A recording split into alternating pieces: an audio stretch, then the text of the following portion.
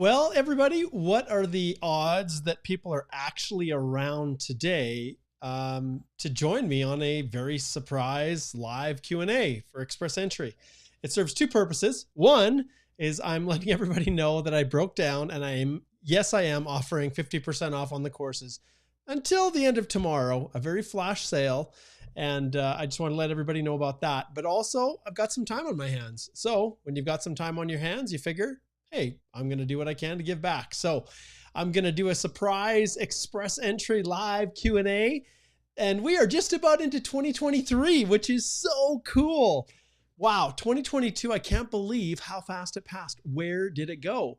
Well, it's a nice relaxing Friday afternoon. Yes, I worked this morning. I was reviewing a client's Express Entry application where time is running out and they had a lot of issues, and we've sorted through most of them, but we're going to do one more review on Monday before they get their Express Entry application sent out.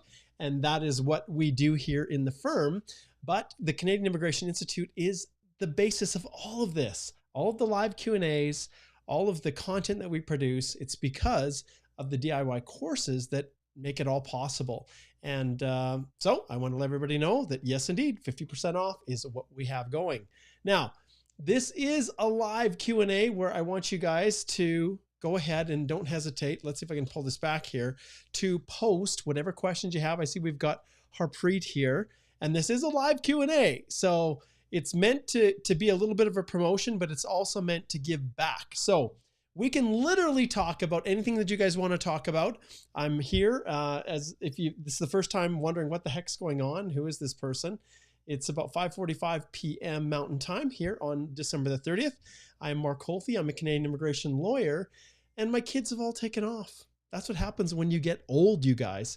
Your kids all do other activities. So I've got one that was out skiing with some friends. I've got two other ones that are headed out with some other friends, and do they want to stay home and hang out with their dad? Well, generally they do, but at this stage, they are getting in the last few events with their friends before they head back to school. And so I've got some time in my hands, and well, I'll be honest, you guys are like an extended family for me. So it's great to see you. Japnik, it's good to see you. Anyone who's turning in live, make sure you post where you're tuning in from. I know this is kind of a weird time. So 5:46 p.m. in Canada, at least Mountain Time, is 7:46 Eastern Time. It's like what, 6:15 in the morning in India. So realistically, who over there is going to be watching a live Q&A at this time? But that's okay. I wanted to get the message out that the 50% off is available, something I haven't done in almost 3 years, you guys. It has literally been almost 3 years since the last time I offered my courses. And even this new version that I created in 2021, it is, I've never offered a discount on it, but this time it's not going to have the master classes associated with it, but the course content alone, like I'll be honest, when I do those Q&As, I'm mostly answering questions that are all contained in the course already. But yeah, and I've got some exciting news coming up here in the new year about a new group that we are creating. Basically a group for each: Express Entry, study permits, spousal sponsorship, where you can come in and all the lives are going to be there. But if you're tuning in, please post where you're tuning in from. And let's see. Oh, here we go. Here we got some interesting questions. Okay, Pavneet says, what will be the impact of the Sovereignty Act passed by Alberta on Express Entry or other immigration programs?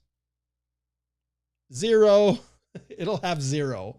And the reason is because the province of Alberta recognizes the importance of immigration, and the conservative wing of the political spectrum also recognizes the importance of immigration. So don't be deceived into believing that somehow the conservative side of the spectrum is not pro-immigration, because they absolutely are. So impact, I'm going to go with absolutely zero. Yeah, we'll see where things play after that. All right. Anybody else got questions? We can cover anything that you want to. It's been an interesting world. We know 100% that Express Entry has been a mess because of the rollover into NOC 2021. We know that, right?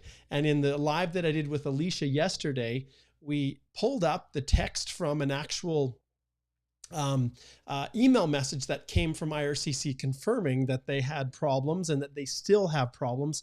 And until they've got them fixed, I'm really not convinced that they're going to do a draw until they get it sorted out, because it's a mess. And even reviewing the file with my clients, you guys have seen what happens when you're trying to get express entry applications submitted when you received an ITA before the rollover. Well, the reality is the knocks are flipping back and forth between 4 and 5 digits. This 2016 to 2021. Spouses are not getting credit for points. The PNPs are having issues with the knock codes. Federal Skilled Trade Program, there's massive issues with that one. And so all of this plays a role. All right, Peter says, hey, Mark, always here, just back from work. Awesome. I'm waiting for you, my friend, to get that application submitted for you. Pavneet, you're very, very welcome. And I welcome your thoughts, Pavneet. What do you think? Do you think that the Sovereignty Act will actually play a role? Remember, immigration is federal. So the provinces have special bilateral agreements with the federal government that allows them to elect and to nominate and to basically identify a massive number of candidates. And let's take a look at this. Let's go back to the levels plan. Let's go 2023 levels plan. Let's see if we can pull it up here, supplementary information. And I'm going to show you guys something here that's kind of neat. Let's see if we can slide over here. How's it? Oh, not too bad. It's a little wonky here, but let's see if we can expand it a little bit. It's not too bad, not too straight. Let's see if we can adjust this just a little bit. And I'll show you, I'll just show. So these are the levels plans here. So you can see this is for 2023 to 2025. So next year, next 3 years. It's quite amazing to see really how many of the provincial nominee program, look at how many projected candidates. So do you think that temporary residence to permanent residence is important in Canada? Heck yeah, it is. 105,500 it's what's projected for 2023. And within the federal high skilled, that's express entry, federal skilled worker, federal skilled trade, 82,880. And then they've got these remnants of the TR to PR pathway that are still clinging on there. So you can see a lot of these programs are all rural based, but there's no surprises with that, right? We've talked about that at length. And if you haven't looked at the video, which I continue pushing people back to, because it's really what's going to happen next year on the YouTube channel, depending on where you're tuning in from. If you go to the Canadian Immigration Institute YouTube channel, if you're watching through LinkedIn or one of the other processes, I'm just going to open this up here and I'll just show you if you have not yet seen this. So when you go back to our YouTube channel and you scroll down, you will see this video that I did right here, the TR to PR top 6 takeaways from the Minister's Report. It's one you don't want to miss. Go check that one out, because there's a ton of, my views on where the world is going next year, and we'll see how it plays out. Okay, let's get to some more questions here. We've got some other people jumping in. Harpreet says, in Canada, I have a PNP non-express file in process since December 21st. Got AOR and asked to resubmit PCCs from India in October. Nothing after that. Any idea how much more wait for PR? Not a clue, Harpreet. The reality is with these processing times, it is all over the map. And it's frustrating, right? You've been in this queue for so long. In fact, I just had a client who finally landed, and another one that I'm helping to review the final permanent resident application of that is outside of the country through the FSW, that's been waiting for so long, so long, and just finally landed, and through various reasons decided not to include a number of his their adopted children, because there were some deaths in the family, and they had a number of adopted children that they adopted into their family kind of midstream, and so now they're looking to sponsor them after the fact, but like we're talking years. So I hear the frustration, Harpreet. Fingers crossed you're going to get a nice New Year's present and things will once and for all wrap up for you. All right, Joseph, good to see you. Hello, Casey, over on Facebook, the Express Entry Law private Facebook group. Well, actually, the Express Entry Facebook page is where you're tuning in from. Actually, no, the Canadian Immigration Institute, that's where you are. It's the anonymous Facebooks that are coming from the private group. Okay, Pravneet says, just felt that Alberta immigration rules would be like Quebec now. No, we're still open. We're still open, Pavneet. Okay, Rohit says, hey, Mark, nice to meet you. Toronto, great. Welcome, Rohit. Okay, David says, good year to you, Mark. If I postulated my express entry of the year 2019, and today my intention is going for study permit. How would I write it in my letter of explanation, or better not mention it? David, this is something that I cover in my study permit course. And like I talked about at length, just getting here, there's a link below where you can access the courses. And the reason I say this is because I can never go into any kind of significant detail when I'm answering these types of questions on how to word things. But I have in the course here, if I slide over and you can scroll down here, there's a number of courses that I'm actually offering the 50% off. And one is the study permit course.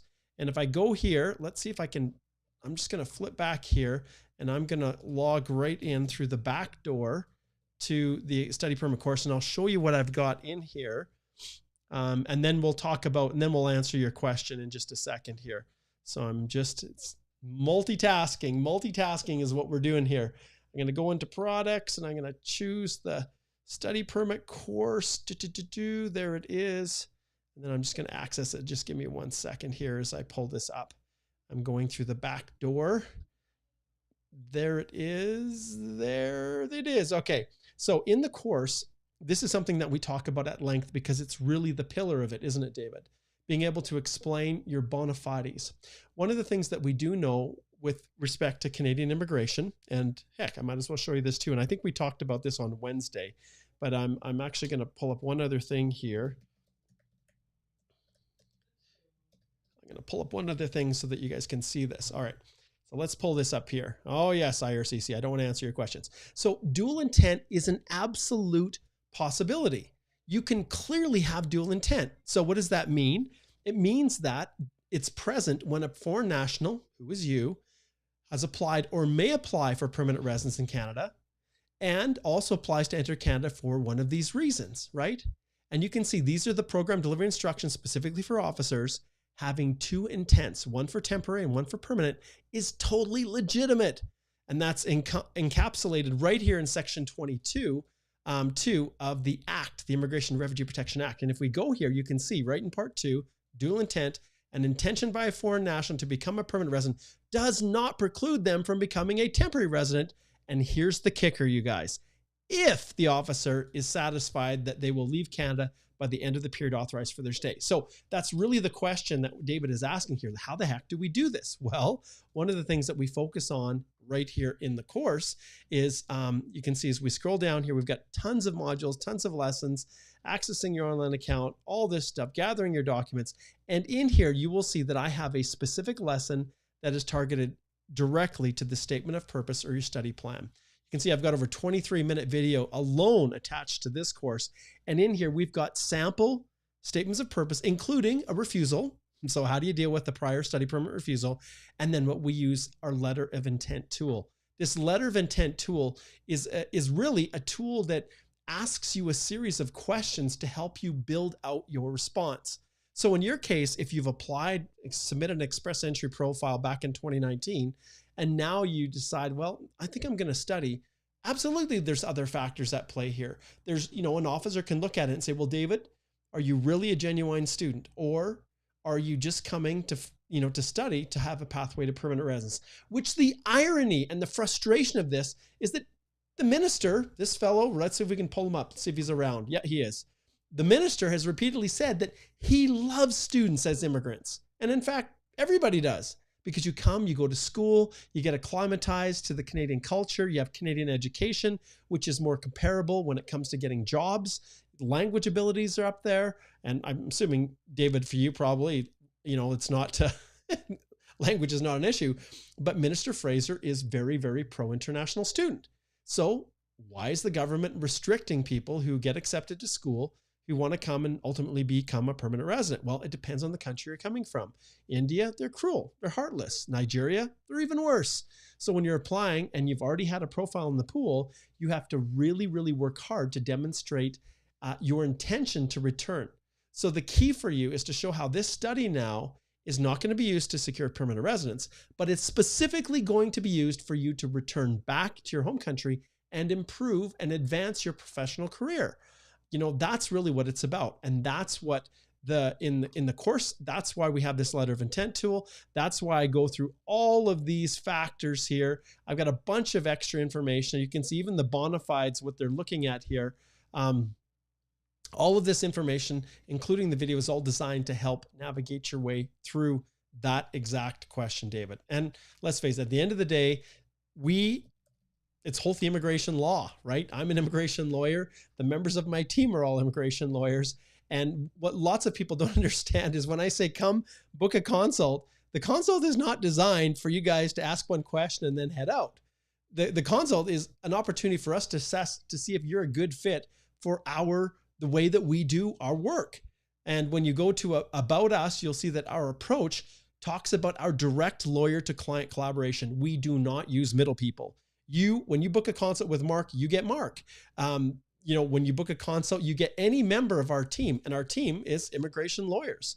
So myself and Alicia and Chanel and Cedric and Igor, he's a paralegal right now, but really he's coming on as a lawyer here very, very shortly because he's just about ready through his courses. So we've got a wonderful group that can help. So I recommend, David, that you book a consult and let's see what we can figure out for you.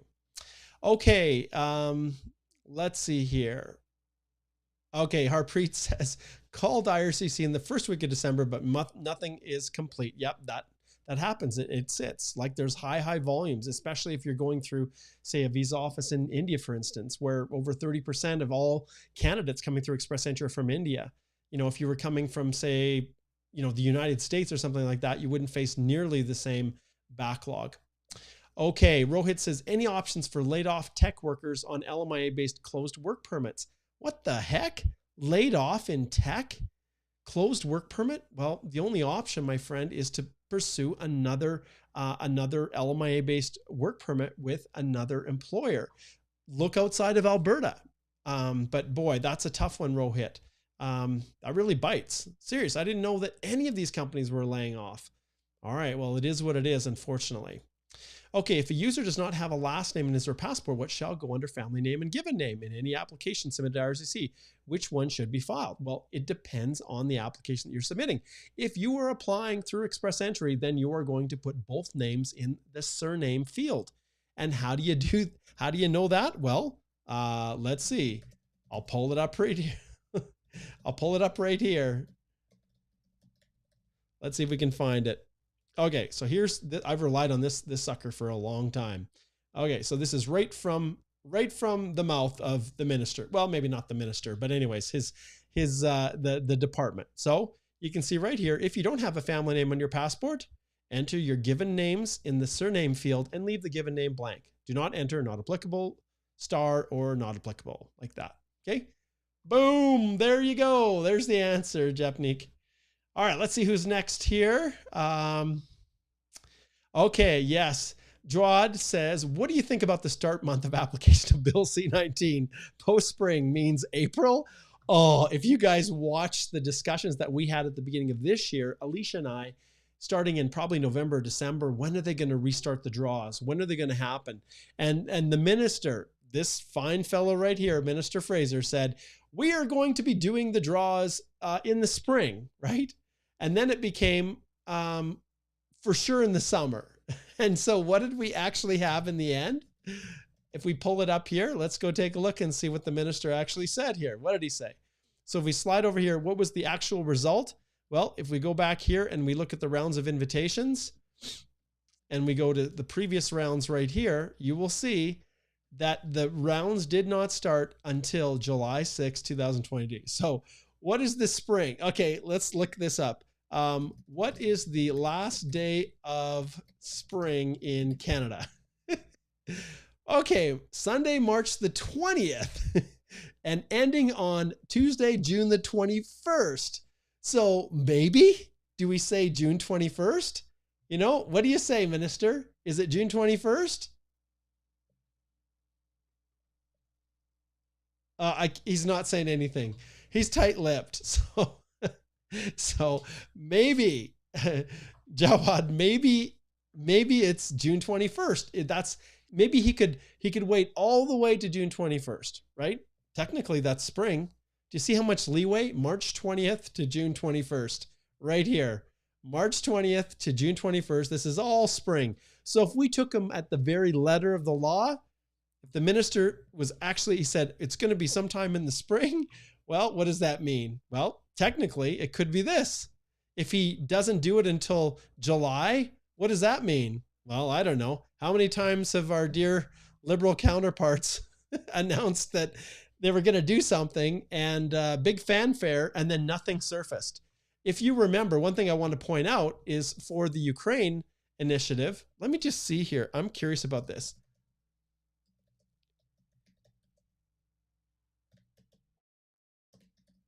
Let's see if I can find this.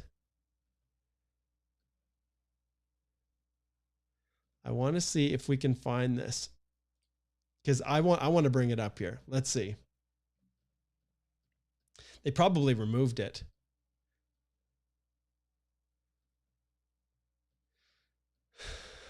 You guys have to wait now. Yeah. Okay, so I'll just share this for you. For instance, here's another example. So immigration measures and support for Ukrainians and their families. So we look here. Yes, Quet, getting help, financial assistance, lots of things. Our commitment to Ukraine. So they've indicated what they're doing here, and you can see measures that they have announced: priority processing, emergency travel applications, and very quietly. Look at when this was last updated.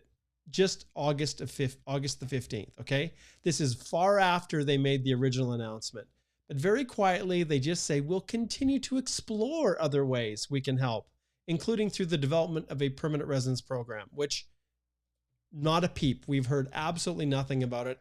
It was one of the first pillars that they announced as a part of the Quet. So who knows? Who knows? Wow. That was kind of fun, wasn't it? All right.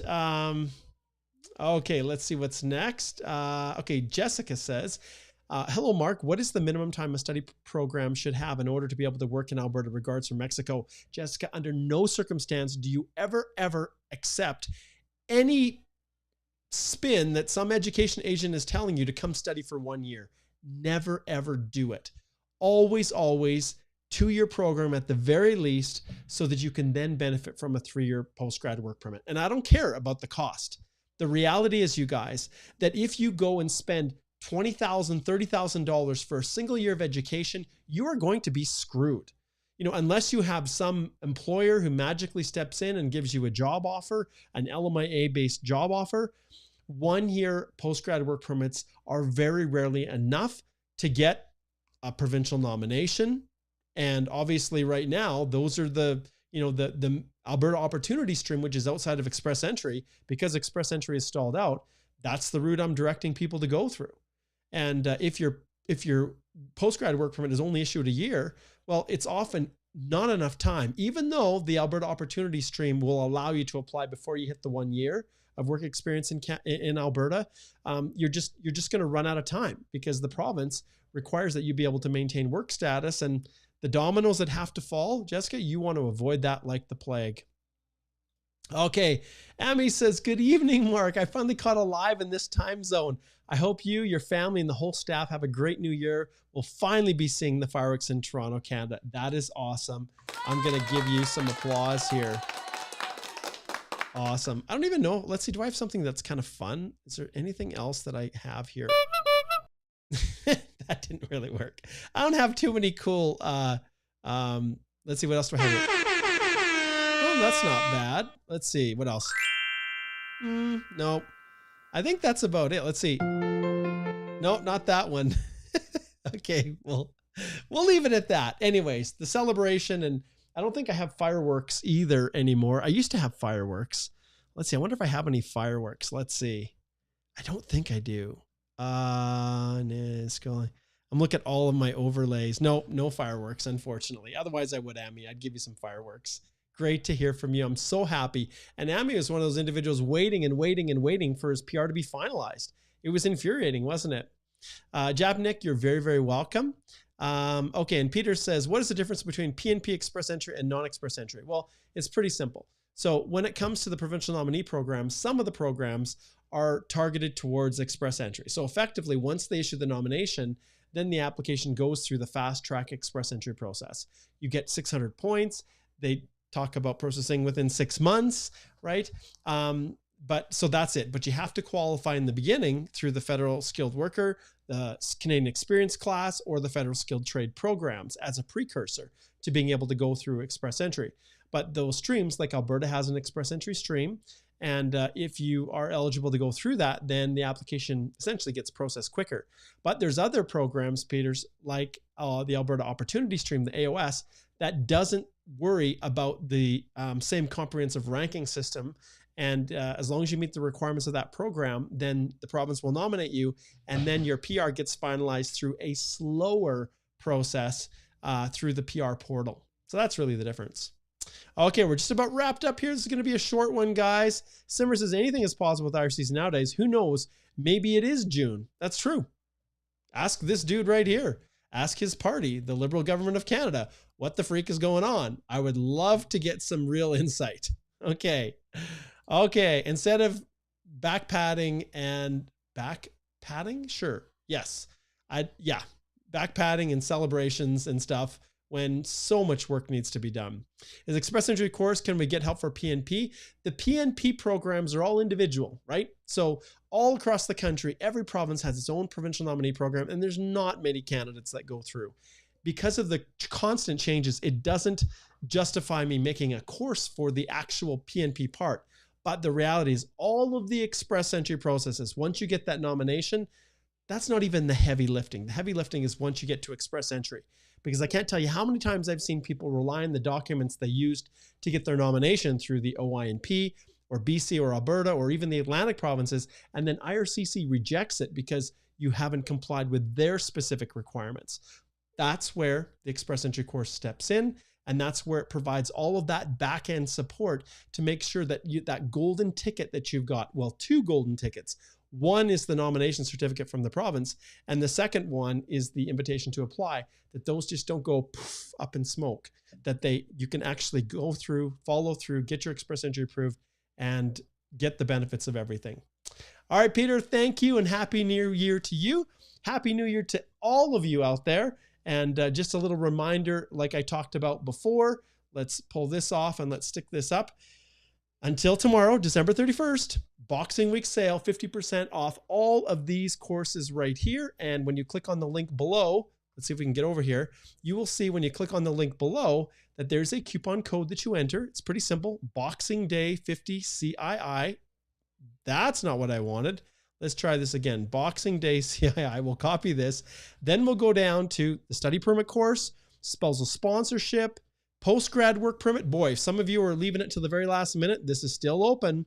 And then the last one is the Express Entry course. If you click on Learn More and Buy Now, you can learn a ton more about this. And then when you click on Buy Now right here, all you have to do right down here, it's kind of hiding. You just enter that little code and boom, you can see only $182.18, and that's US dollars. That's how much the course is. Now, this doesn't have the masterclass associated with it, but like I said before, these courses, all of these individual lessons for Express Entry, for the study permit course, all of these, there's over 10 hours of content, you guys, all on demand. You can pick each module. You can go through each section. They have videos. And then this whole section on mastering your documents is just chock full, loaded with sample documents, tips, tutorials, checklists, you name it, all making sure that you get those documents right the first time. All right. So that is it. And thank you so much for joining me today in this surprise little Express Entry live Q&A. And yeah, tomorrow it'll come to an end. Thanks so much for tuning in. Happy New Year to all of you. Mark Holthe, Canadian immigration lawyer, signing off. Take care.